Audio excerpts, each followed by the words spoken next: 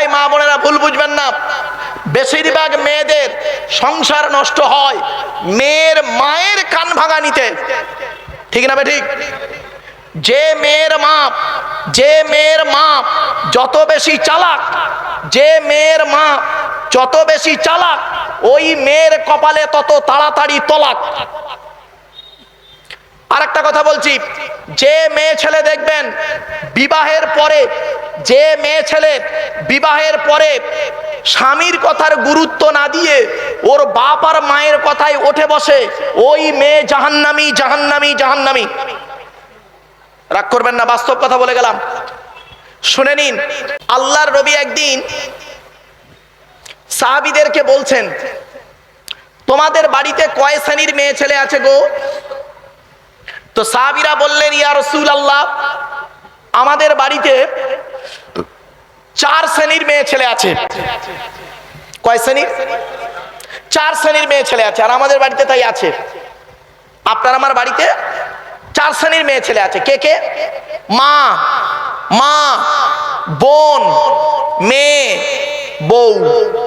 মা, বোন, মেয়ে, বউ, 4 শ্রেণীর মেয়ে ছেলে আছে। নবীজি বললেন, তোমরা কি করে বুঝবে এই 4 শ্রেণীর মেয়ে ছেলে জান্নাতে যাবে না জাহান্নামে যাবে? আপনারা কি করে বুঝবেন? চলুন নবী কি বলছে দেখি। নবীজি বললেন, শোনো, যে সমস্ত মেয়েদের মধ্যে কমসে কম এই 6টা অভ্যাস থাকবে, ওই মেয়ে ছেলে যত নামাজ পড়ুক, রোজা রাখুক, হজ করুক, ওই মেয়ে ছেলে জাহান্নামী।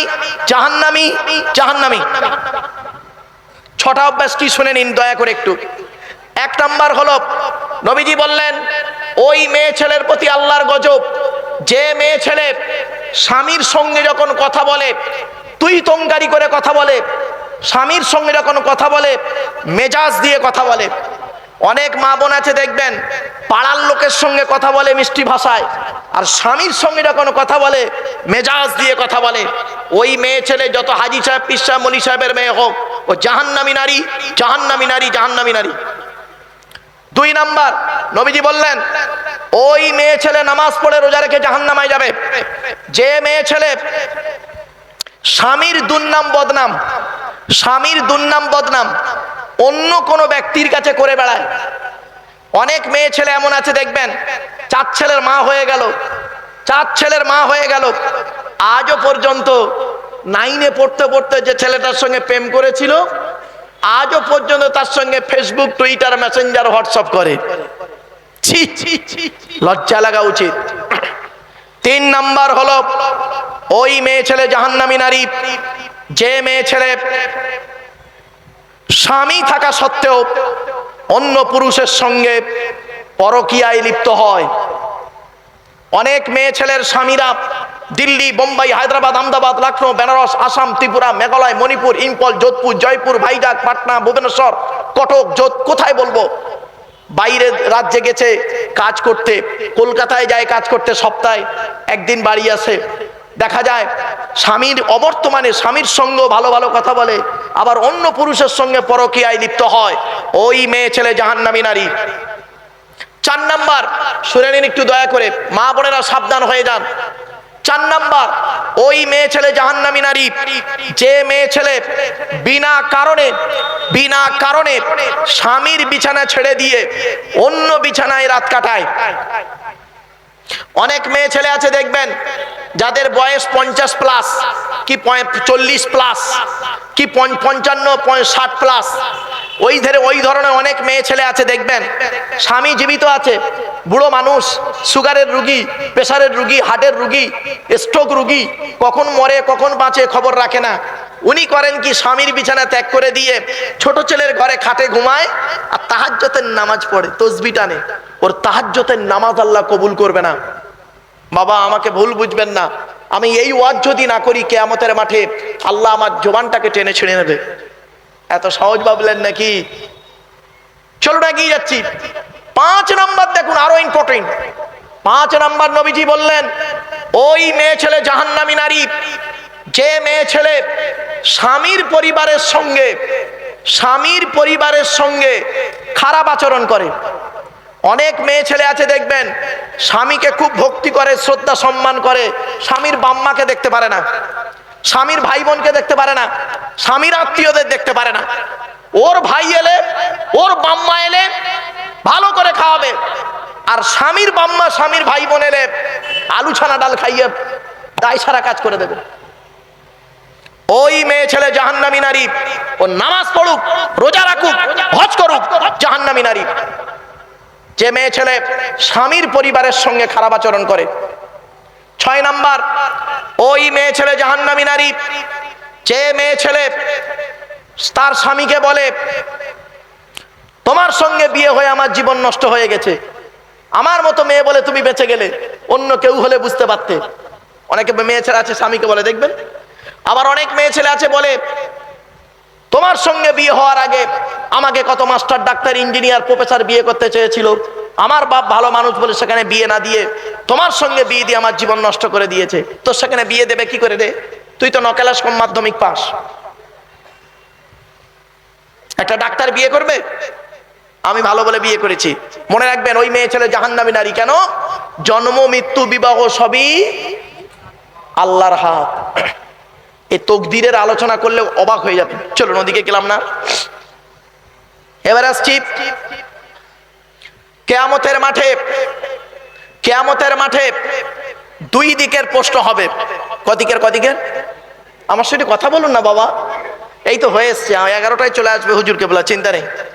আর 15 মিনিট আমার সময় দিন একটু দয়া করে। আসলে ওয়াজ শোনার লোকের অভাব, তো আমার কপালটা খুব ভালো যে আপনাদের মতো জ্ঞানী গুণী বুদ্ধিজীবী মানুষ একটু বসে আছেন, আমার কথাগুলো শুনছেন।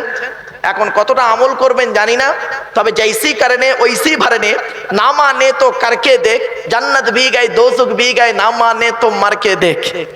আমার বাপেরা চলুন, কিয়ামতের মাঠে দুই দিকের প্রশ্ন হবে। এটা খুব গুরুত্বপূর্ণ আলোচনা, শর্ট টাইমের ভিতরে শুনে নিন। দুই দিকের প্রশ্ন হবে। 1 নাম্বার প্রশ্ন হবে আল্লাহর তরফ থেকে,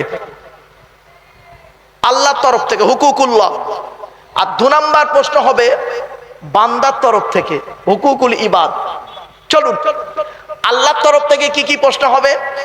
আল্লাহ বলবেন, এদিকে আয়, নামাজ পড়েছিলিস, রোজা রেখেছিলিস, হজ করেছিলিস, পয়সা দিয়েছিলাম, জাকাত দিয়েছিলিস, ঈমান এনেছিলিস?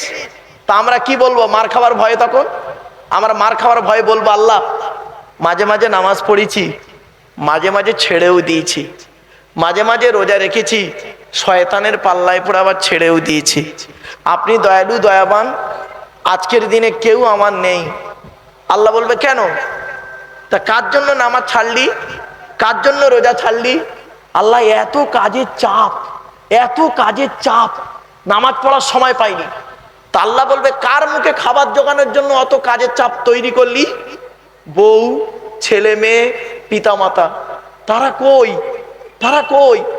তখন আমরা কি বলবো জানেন? আল্লাহ, সব মুনাফিক, চিটিংবাজ, দুনিয়াতে ঝেড়েছে, আখিরাতে কেউ নেই, সব পালিয়েছে, সব পালিয়েছে, কেউ নেই। আল্লাহ বলবে, কেন? যার জন্য নামাজ রোজা ছেড়ে দিলি, খুব ব্যস্ত হয়েছিলি, কেউ তোর কাছে আজকে নেই না। আল্লাহ, আজকে যদি আপনি দয়ালু, দয়াবান, আজকে যদি মাফ না করেন, আমার খুব খুব মার কপালে আছে। তা আমার দয়ালু, দয়াবান, রহমানুর রহিম আল্লাহ কোরআনে বলেছেন, শুনে নিন, লা তাকনাতু মির রাহমাতিল্লাহ, ইন্নাল্লাহা ইয়াগফিরুয যুনুবা জামিয়া। আল্লাহ বলছেন, তোরা আমার রহমত থেকে নিরাশ হয়ে যাস না, আমি আল্লাহ তোদের গুনাহগুলো মাফ করে দেবো, তোরা একবার তওবা কর। জোরে বলুন সুবহানাল্লাহ। তো আল্লাহ দয়ালু, দয়াবান, আল্লাহ মাফ করলে করে দেবেন, ইচ্ছা করলে। আল্লাহ নিজেই বলেছেন, অন্য আয়াতে বলেছেন, ইন্নাল্লাহা লা ইয়াগফিরু আন ইউশরাকা বিহি ওয়া ইয়াগফিরু মা দুনা যালিকা লিমান ইয়াশা। আল্লাহ বলছেন, শিরককারীর গুনাহ মাফ করব না, বাকি গুনাহ মাফ করলে করতে পারি। গেল আল্লাহর তরফের প্রশ্নে। আল্লাহ ইচ্ছা করলে সেদিন আমাদের দয়ালু, দয়াবান, রহমানুর রহিম যদি মাফ করেন, আলহামদুলিল্লাহ। এখানে যত মানুষ বসে আছেন আপনারা, আমরা যারা বসে আছি, দাঁড়িয়ে আছি, মা বোন, বাবাজি, যুবক ভাইরা, শুনে নিন, ধরা আমরা পড়ব বান্দার তরফের প্রশ্ন। হবে না। বান্দার তরফের প্রশ্ন আমরা সবাই ধরা পড়ব। বান্দার তরফের প্রশ্ন কটা হবে? 10 রকমের। কত কত শুনে যান, দয়া করে আপনাদের হাতে ধরে বলছি, কোনো ডিস্টার্ব করবেন না এই সময়টা। বান্দার তরফের প্রশ্ন 10 রকম হবে। একজন পুরুষকে 10 রকম হবে, একজন মেয়ে ছেলেকে তার উল্টো 10 রকম হবে। তা আমি পুরুষদেরটা বলছি বাবা, মেয়েদেরটা হলো তার উল্টো, জেনে নেবেন। চলুন, পুরুষদের প্রশ্ন করা হবে, আপনাকে প্রশ্ন করা হবে কিয়ামতের মাঠে বান্দার তরফ থেকে। 1 নাম্বার, স্বামী হিসাবে কতটা পৃথিবীতে দায়িত্ব পালন করেছিস? 1 নাম্বার প্রশ্ন, স্বামী হিসাবে পৃথিবীতে কতটা দায়িত্ব পালন করেছিস? স্ত্রীর হক আদায় করেছিস? আল্লাহর নবী বলেছেন, এই স্বামীরা তোমরা তোমাদের স্ত্রীদের কমসে কম জীবনে 17টা শিক্ষা দান করিও। কটা কটা? 17টা শিক্ষা কমসে কম। কটা শিক্ষা দিয়েছেন স্ত্রীকে? একটাও তো দেননি। দয়া করে একটু শুনে যান, 2-4টে। 1 নম্বরে নবীজি বললেন, আসসালামু কবলাল কালাম। স্বামী স্ত্রী তোমরা যখন কথাবার্তা বলবে, একে অপরকে সালাম দেওয়া নেওয়া করবে, আল্লাহর রহমত, মহব্বত, ভালোবাসা আল্লাহ বাড়িয়ে দেবে। বউকে সালাম দেওয়া অভ্যাস করেছেন? 2 নম্বরে নবী বললেন, এই স্বামীরা তোমরা তোমাদের স্ত্রীদেরকে ওই শিক্ষা দেবে, তারা যেন কোনোদিন কাবা শরীফের দিকে মুখ করে কোনোদিন থুতু যেন না ফেলে। ও নিজে পান তেরেঙ্গা কইনি, গুটকা, শান্তি অশান্তি, বিমল খেয়ে কোন দিকে থুতু ফেলে তার কোনো ঠিক নেই, আর বউকে বলবে কি করে? 3 নম্বরে নবী বললেন, এই স্বামীরা তোমরা তোমাদের স্ত্রীদেরকে ওই শিক্ষা দেবে, তারা যেন কোনোদিন কাবা শরীফের দিকে মুখ করে কোনোদিন পেশাব পায়খানা যেন না ফেরে। ও নিজে কোন দিকে মুখ করে পেশাব ফেরে তার কোনো ঠিক নাই, বউকে বলবে কেমন করে? 4 নম্বরে বলা হলো, এই স্বামীরা তোমরা তোমাদের স্ত্রীদেরকে এই শিক্ষা দেবে, তারা যেন কোনোদিন কাবা শরীফের পেছন ফিরে যেন পেশাব পায়খানা যেন না ফেরে। 5 নম্বরে বলা হলো, এই স্বামীরা তোমরা তোমাদের স্ত্রীদেরকে এই শিক্ষা দেবে, তারা যেন কোনোদিন গোসলখানায় পেশাব যেন না ফেরে। 6 নম্বরে বলা হলো, এই স্বামীরা তোমরা তোমাদের স্ত্রীদেরকে এই শিক্ষা দেবে, তারা যেন কোনোদিন গোসলখানায় উলঙ্গ অবস্থায় গোসল যেন না করে। 7 নম্বরে বলা হলো, এই স্বামীরা তোমরা তোমাদের স্ত্রীদেরকে এই শিক্ষা দেবে, তারা যেন হাতের চুড়ি, এই মা বোনেরা শুনে নিন, মা বোনেদেরকে বলে যাচ্ছি, মায়েরা বোনেরা যারা শুনছেন দয়া করে শুনে নিন, আল্লাহর নবী বলেছেন, এক হাতে একটা চুড়ি পরবে, এক হাতে 2, 3, 4টে চুড়ি পরা নিষেধ। কোথায় আছেন আপনি? এক হাতে একটা চুড়ি পরবে মা বোনেরা, এক হাতে 2, 3টে চুড়ি পরা নিষেধ, রাসূলুল্লাহ বলেছেন, আমার কথা নয়। কেন বললেন? নবীজি বললেন, শোনো, তোমার স্ত্রীর চুড়ির ঝুনঝুনি আওয়াজটা পরপুরুষের জন্য হলো হারাম। এত সহজ ভাবলেন ধর্মটাকে? আপনি মাথায় টুপি দিয়ে গালে দাঁড়িয়ে রেখে আর নামাজ পড়ার জন্য জান্নাত পেয়ে গেছেন? কে বললো আপনাকে? চলুন এগিয়ে যাই। এরপরে নবীজি বললেন, এই স্বামীরা তোমরা তোমাদের স্ত্রীদেরকে এই শিক্ষা দেবে, তারা যেন মাথার বালিশ তারা যেন কোনোদিন 2টো ব্যবহার যেন না করে। স্বামী স্ত্রী যখন ঘুমাবে, একটি মাত্র লম্বা বালিশে দুজনে মাথা রেখে ঘুমাবে, আল্লাহর রহমত, মহব্বত, ভালোবাসা বেড়ে যাবে।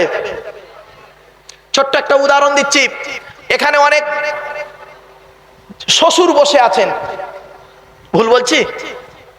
আচ্ছা, মেয়ের বিয়ে দিয়েছেন তো 2-1 জন? আরে ভাই বলুন না, একটু কথা বলুন না। যারা মেয়ের বিয়ে দিয়েছেন তারা শ্বশুর হয়েছেন। আচ্ছা, আল্লাহর নবীও মেয়ের বিয়ে দিয়েছেন, তিনিও শ্বশুর হয়েছেন, আর আপনি আপনার মেয়েকে বিয়ে দিয়েছেন, শ্বশুর হয়েছেন। পার্থক্যটা কি শুনে নিন, চমকে যাবেন আজকে শুনলে। আল্লাহর নবী তার মেয়েকে ফাতেমাকে বিবাহ দিয়েছেন হযরত আলী রাদিয়াল্লাহু তাআলা আনহুর সঙ্গে। কি দিয়েছিলেন আর কি বলেছিলেন? আর আপনি আপনার মেয়েকে বিয়ে দিয়েছেন, কি বলেছেন আর কি কি দিয়েছেন? একটু শুনে নিন, জেনে নিন পার্থক্য কোথায় দেখুন। আল্লাহর নবী তার মেয়েকে যখন বিবাহ দিয়েছিলেন হযরত আলী রাদিয়াল্লাহু তাআলা আনহুর সঙ্গে মা ফাতেমাকে কি দিয়েছিলেন? মা ফাতেমাকে কি দিয়েছিলেন শুনে নিন। 2টো জামা। কত? 2টো জামা, একটা খেজুর পাতার চাটাই, একটা কম্বল, একটা পানির কলসি, একটা জাঁতা, একটা চামড়ার বালিশ। আর আপনি কি দিয়েছেন? খাট, গদি, ড্রেসিং টেবিল, আলমারি, খাটের সঙ্গে 2টো ছোট ছোট মাথার বালিশ, বিশাল বড় একটা ঠ্যাং বালিশ, দান সাজ ইত্যাদি ইত্যাদি দিয়েছেন। যাক, এবার আসছি, আপনি আপনার মেয়েকে যেদিন শ্বশুর বাড়ি পাঠিয়েছিলেন কি বলে পাঠিয়েছিলেন? আর নবীজি তার মেয়ে ফাতেমাকে শ্বশুর বাড়ি পাঠিয়েছিলেন কি বলে পাঠিয়েছিলেন শুনে নিন, চমকে যাবেন এটা শুনলে। মা বোনেরা শুনে নিন ভালো করে। আপনি আপনার মেয়েকে যখন শ্বশুর বাড়ি পাঠিয়েছিলেন, যেদিন বিবাহের দিন বরযাত্রী এলো, 100 জন আসার কথা, অভদ্র ফ্যামিলি 180 জন এসে হাজির। ছি ছি ছি ছি ছি ছি, অভদ্র ফ্যামিলি, খবরদার নয়। যদি 100 জন কথা দেন বরযাত্রী, 99 জন আসবেন, তো 180 জন আসতে যাবেন না। 100 জন আসার কথা বলেছেন, সে বেচারা মেয়ের বাপ 110 জনের খাবার তৈরি করতে পারে, বাকি 80 জনের খাবার ওই মুহূর্তে তৈরি করে তার প্রতি it is very impossible matter, ঠিক না বেঠিক?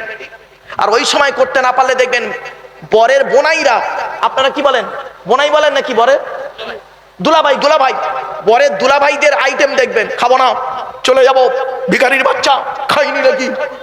ছি ছি ছি ছি, কত ছোট লোক ঘরের মানুষ এখানেই প্রমাণ পাওয়া যায়। সাদা চামড়া থাকলে ভদ্রলোকের পরিচয় নয়, ভালো ড্রেস পরে থাকলে ভদ্রলোকের পরিচয় নাই, ব্যবহারে বোঝা যায়। চলুন, আপনি আপনার মেয়েকে কি বলে গাড়িতে তুললেন? আপনার জামাই আপনার মেয়েকে নিয়ে গাড়িতে উঠছে, বরের গাড়িতে, সন্ধ্যাবেলা বিদায় হচ্ছে আপনার মেয়ে। মেয়েটি ওর মায়ের গলা জড়িয়ে কাঁদলো, ভাই বোনের গলা জড়িয়ে কাঁদলো, অবশেষে বাপের গলা জড়িয়ে কাঁদছে। বাপ কি সান্ত্বনা দিচ্ছে দেখুন। আর নবীজি কি বলেছিলেন শুনুন। বাপ বলছেন মেয়েকে, কাঁদিসনি মা, কাঁদিসনি, আমরা কাল সকাল সকাল যাচ্ছি। তুই সকালবেলা গিয়ে কি করবি? তুই তো গিলে চলে আসবি। ভুল বললাম? আর নবীজি কি বলেছিলেন দেখি চলুন, মা বোনেরা শুনে নিন। নবীজি কি বলেছিলেন? মা ফাতেমা নবীজির কাছে এসেছেন, শ্বশুর বাড়ি যাবেন।